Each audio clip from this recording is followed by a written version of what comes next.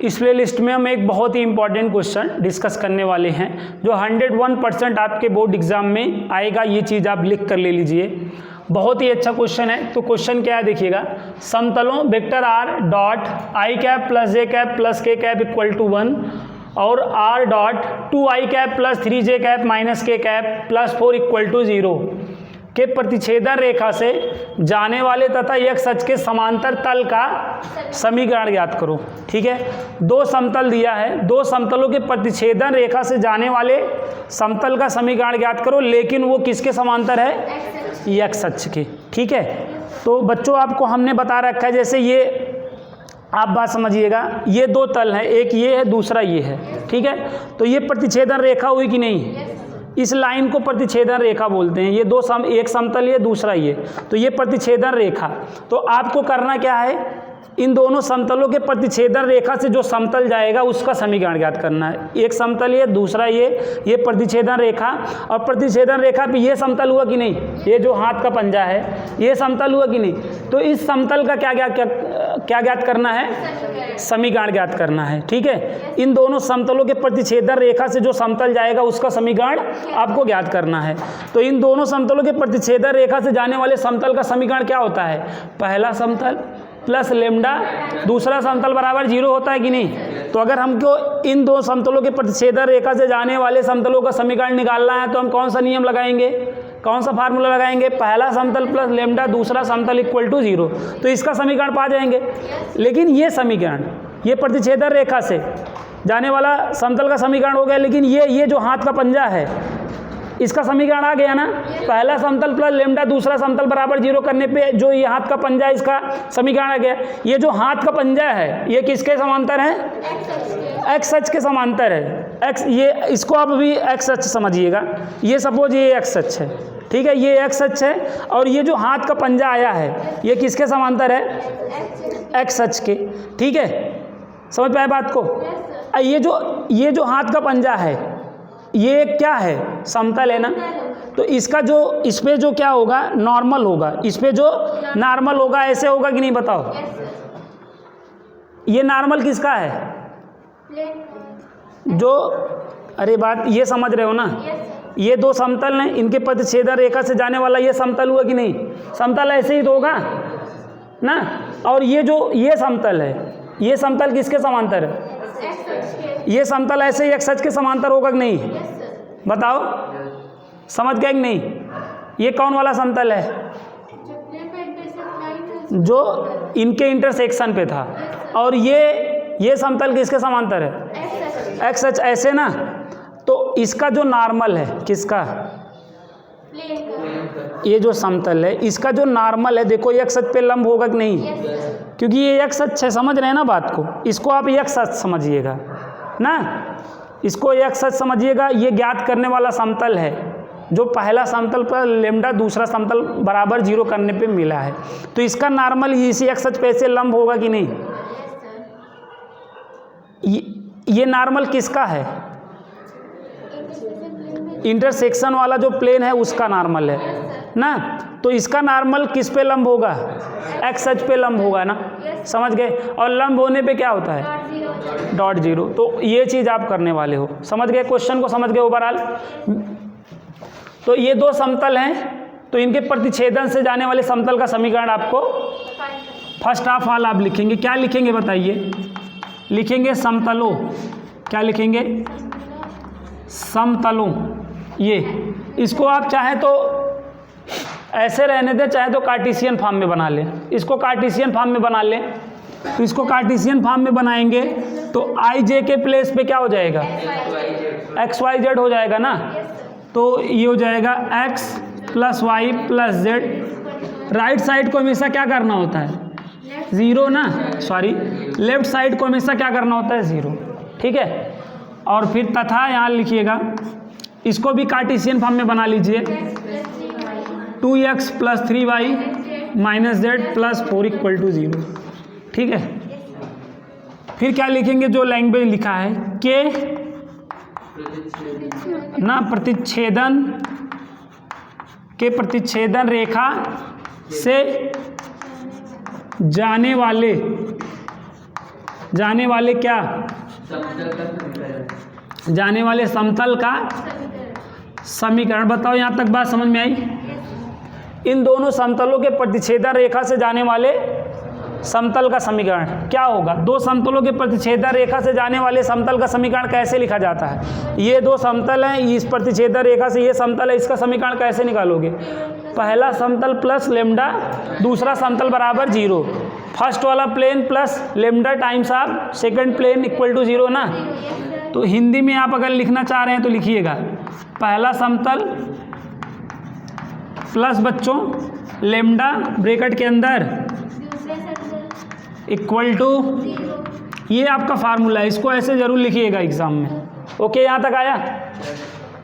पहला समतल क्या है देखिए, ये है कि नहीं? तो पहला समतल के प्लेस पे आपको केवल RHS साइड लेना हो, सॉरी LHS साइड लेना होता है, बस LHS साइड लेना होता है, इसको छोड़ देना होता है इक्वल टू 0 को, है ना। प्लस लेमडा दूसरा समतल, फिर आप LHS साइड को लीजिएगा बस इक्वल टू 0। यहाँ तक आया कि नहीं बताओ? यहाँ तक आ गया सभी को? अब आप क्या करिएगा, यहाँ पे आप इक्वेशन 1 बोल सकते हो। क्या बोल सकते हो?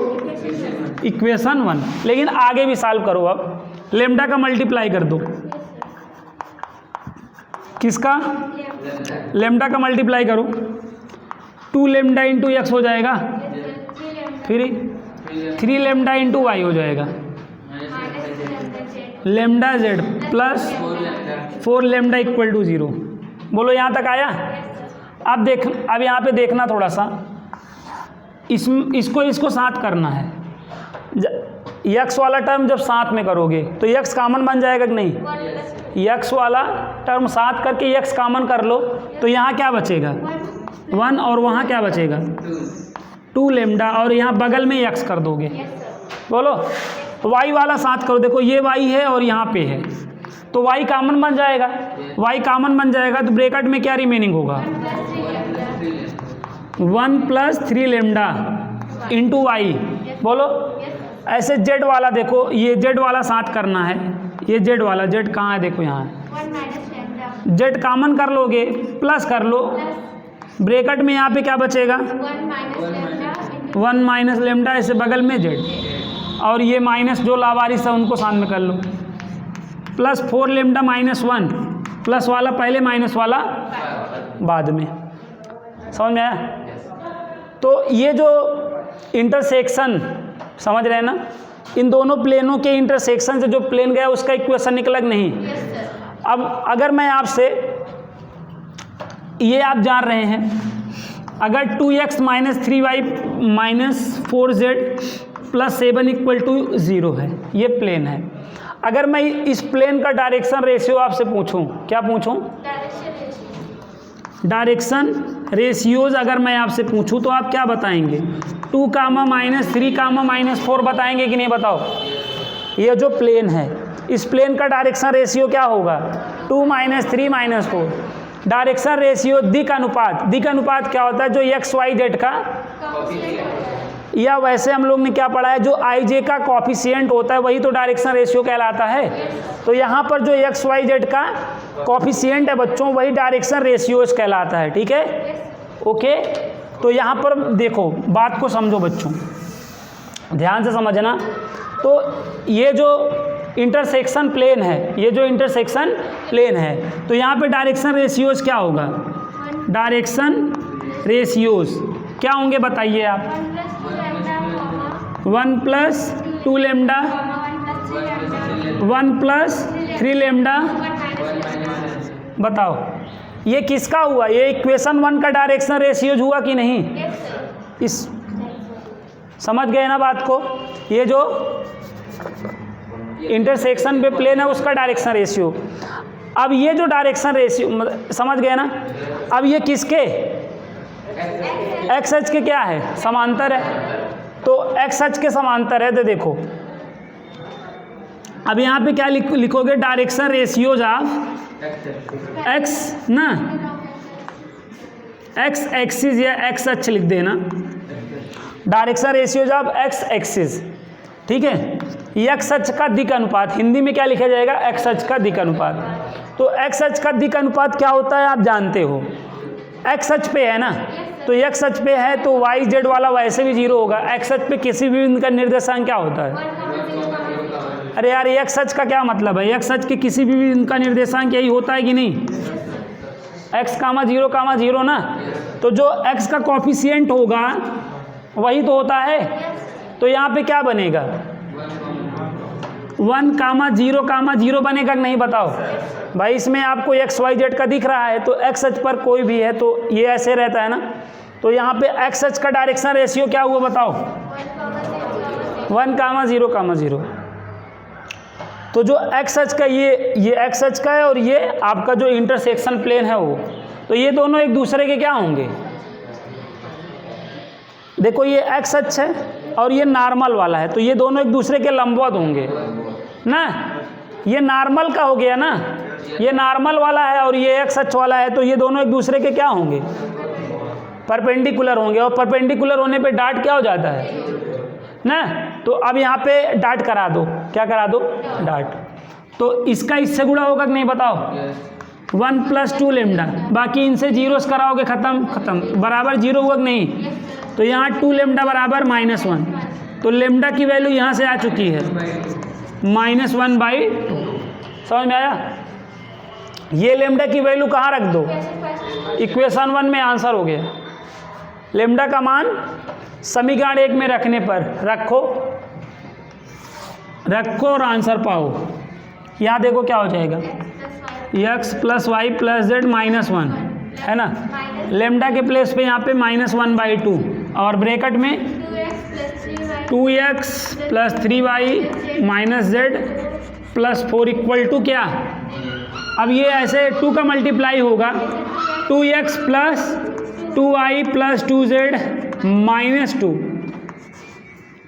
-2x - 3y -4 = देखो +2x से -2x कैंसिल आउट हो गया। ये 2z और ये z कितना हो जाएगा, 3z, 2y में -3y सब्ट्रैक्ट होगा -y, -2 -6 समझ में आया। तो यहाँ पे आप चाहो तो y माइनस का मल्टीप्लाई कर सकते हो ना। ये आपका आंसर हो गया ना, ये आंसर हो गया कि नहीं। लेकिन क्वेश्चन आपका देखो वेक्टर फॉर्म में था, तो आंसर भी किस फॉर्म में होना चाहिए, तो माइनस का मल्टीप्लाई कर दो। तो माइनस का मल्टीप्लाई कर दोगे तो क्या हो जाएगा, +y हो जाएगा, -3z हो जाएगा और +6 = अब वेक्टर फॉर्म में अगर आंसर देना हुआ तो y है ना, तो क्या लिखा जाएगा, y के प्लेस पे j कैप -3, z के प्लेस पे क्या लिखा जाएगा, k कैप, इनको साथ में कर लोगे += 0। तो वेक्टर फॉर्म में ये आंसर हुआ, कार्टेशियन फॉर्म में वो आंसर हुआ। बोलो समझ गए क्वेश्चन को कि नहीं, नोट कर लो। यहाँ पे ये लाइन बहुत इंपॉर्टेंट थी ना। एक बार फिर मैं बता रहा हूँ, इन दोनों समतलों के प्रतिच्छेदन रेखा से ये समतल हुआ कि नहीं। ये जो प्रतिच्छेदन, ये जो पंजा है, समझ रहे हैं ना, पंजे का आपको क्या निकालना है, समीकरण निकालना है। तो इसका जो नॉर्मल है x अक्ष के ये जो पंजा है ये x अक्ष के क्या है, समांतर है। तो इसका जो नॉर्मल होगा, इसका नॉर्मल ऐसे होगा कि नहीं, तो ये इस पर एक तरीके से लंब होगा कि नहीं। तो इसीलिए क्या किया गया, इस पंजे का डायरेक्शन रेशियो निकाल लिया गया और इसका निकाल लिया गया, दोनों एक दूसरे के क्या होंगे, लंबवत। तो इस कंडीशन से ही तो लेमडा की वैल्यू निकल पाएगी। लेमडा की वैल्यू निकाल लिए, यहाँ रख दिया, आंसर हो गया। समझ गए, नोट कर लो।